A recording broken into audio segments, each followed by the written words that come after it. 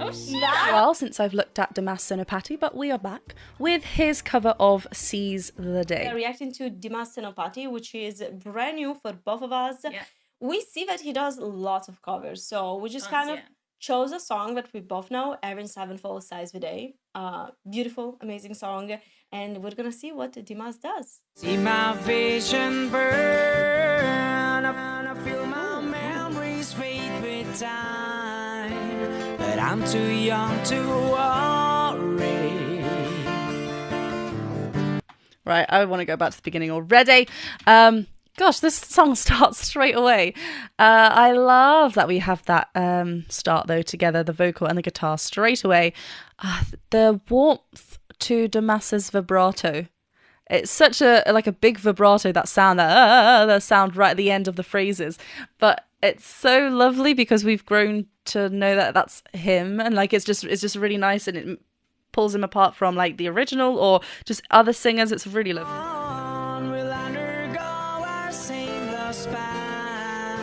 Go without you here, too many people. Like straight away, without you here, like without you here, like he goes straight onto that vibrato, then continues. The phrasing's really interesting as well, and yeah, really lovely, clear vocals, lovely. But I'm too young to worry. Oh, I love that the worry. So the word is higher than the re, then we fall back down, but he's allowing space in his mouth. He's actually opening up to a wah. We get an R vowel placement in there. If we're going worry, it might be too pinched, too squeezed for him, but Dimas has actually opened that up for him so he can play and have a lot more of a thicker connection up there, a lot more chest dominant connection up there. There's a hint of distortion coming in. This always excites me because obviously we've reacted to Dimas 3 times, I think, on my channel, and obviously we know the distortion, this like level that he goes to, which is beautiful. So it's nice that we can hear a little bit. I found you here, no please to stay for a while. We'll undergo our same span. Oh, we have the same lead guitarist, yeah. Or well, he's coming in with a bit more of a tune there.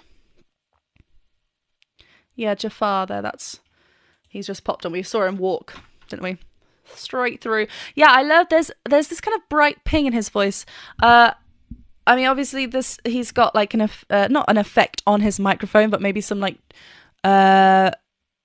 effect has maybe been added, like, you know, some like reverb and stuff like that. Maybe there's something else as well. But let's just look at his vocals. It's really nice. And you can hear that kind of distortedness already creeping in, like I said. Here we're getting, as he ascends, we're hearing it more and more. But yeah, we're still remaining lovely, clear vocals. I found you here, no please to stay for a while. Will it be forever? He's really getting like all the punchiness of the lyrics out. Like I love the fricket of the f, like coming out, and it's really like punchy. Again, lovely and warm vibrato at the end. Ever we get this lovely wide warm. Yeah. They will come, but I don't wanna leave ya. Okay, let me pause before the song kind of explodes. I'm noticing how similar his voice is to the average Sevenfold singer. It's not the same, but like the vocals kind of Kinda like remind the me of tone? same techniques, or maybe like the tone. Yeah, you are a singer, so maybe you know the proper words.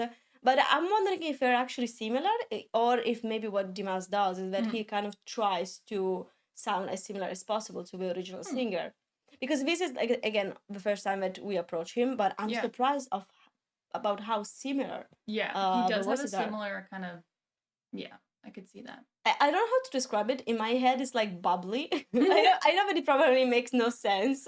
I mean, but I guess see like when he gets into more of the once the song kind of picks up, because I know that M Shadows has a very like bold, very like his belts are very like absolutely. kind of explosive in a way, but also like quite contained. Like he just has this power to them. So I guess we'll see like kind of where Dimas's voice is gonna go, because I mean everyone's voice is different, but it does kind of already have a bit of a similar tone. And yeah, but again, both of us have not listened to anything, so whether it's made on purpose or not, made on purpose or not, because I mean you could take Billie Eilish and you could either do it in your own voice, or you could try and do it that more breathy tone that Billie has, so it's kind of like two ways of doing that. Let's We continue. both know that they will come, but I don't wanna leave ya. I see It's interesting because he's got like a bright ping to his voice. I don't wanna leave ya, but the then he's got this dark vibrato that comes in as well. So it's like two complete opposite, but they work really well together, and they're at the same time as well. It's really interesting. He's got a lot of glottal onsets here as well. There's don't that which just means we're getting the connection, the vocal folds first, then the that's that break, that not pop, but it's kind of that that feel that we get right at the beginning. That's called a glottal onset. we're on my computer. I see my vision burn. Is a memory or just one picture? Since the day you're dying. Right, before we get to this chorus, I love that we've got that octave above as well. Picture. Again, really lovely and warm. It's quite breath-led at the bottom, actually, of his of these phrases when he goes to the bottom part of his range here, or like the lowest note of this phrase. He gets a little bit of breath, so the vocal folds aren't closing all the way where they're vibrating. They're allowing breath to come through. Which, even though it still feels warm and like that depth to it, it's kind of like bringing this whispery level.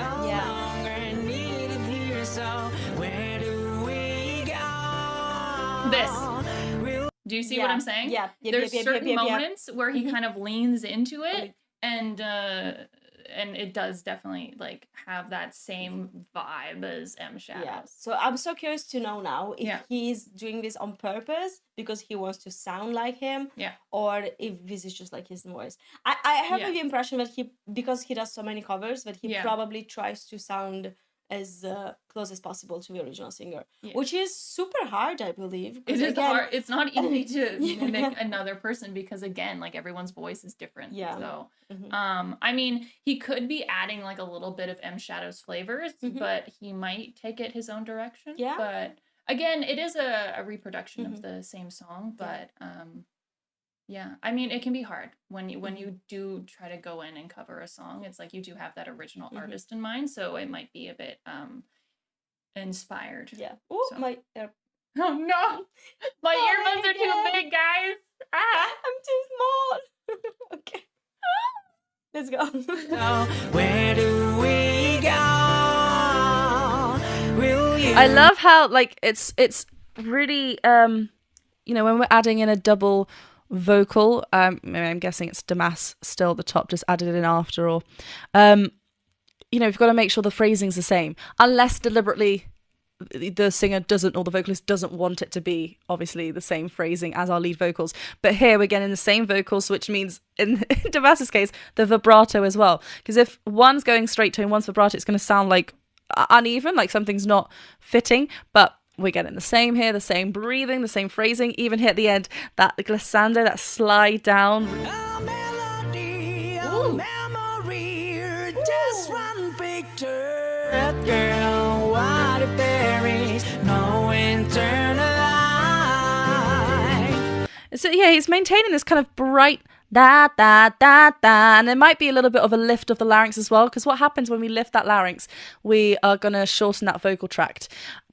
Also, I think his larynx lies in that naturally high, not too high, but a higher position than another person or something. Everyone's vocal anatomy is different. We're all different. That's why we all sound different. So that's normal to Dimas. That's where his vocal folds want to lie. I don't think because he's there throughout the whole song. If we were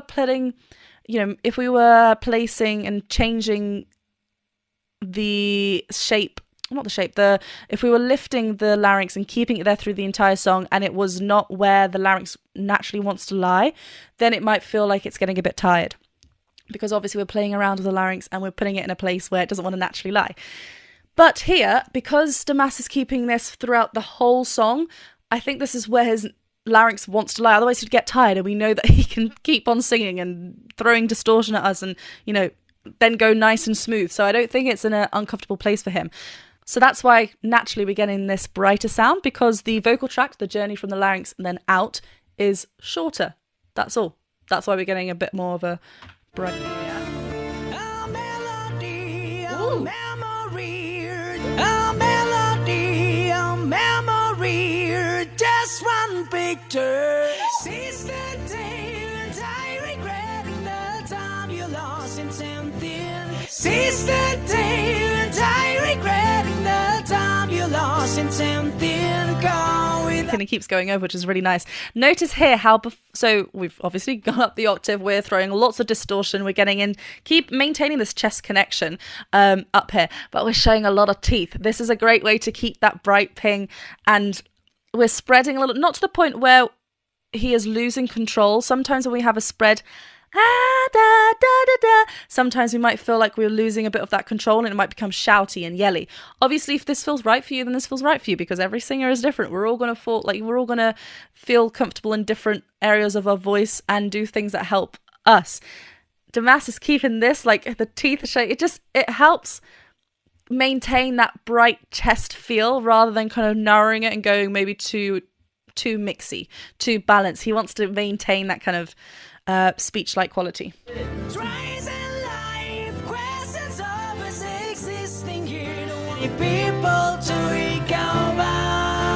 I love that.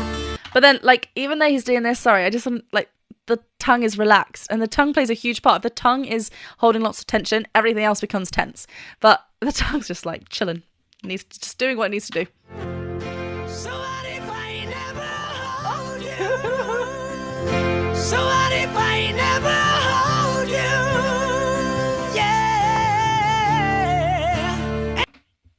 Yeah. So good. Here it's just like, so this is what we were talking about before, where we were spread. Here we're a little bit higher, da da da, and he's just dropping that down.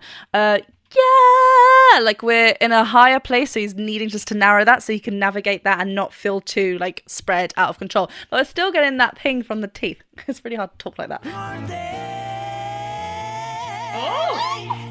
Oh shit! Nice. I wasn't expecting him to go. I was just vibing with it, and my finger went up. Yeah.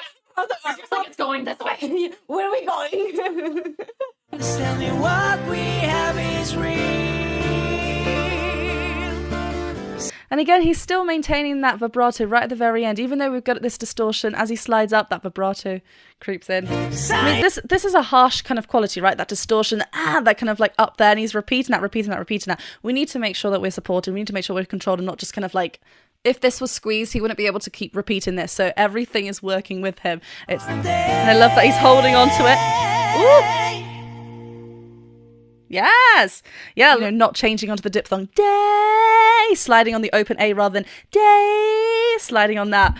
Oh, his vocals are so good. Like, they're just like,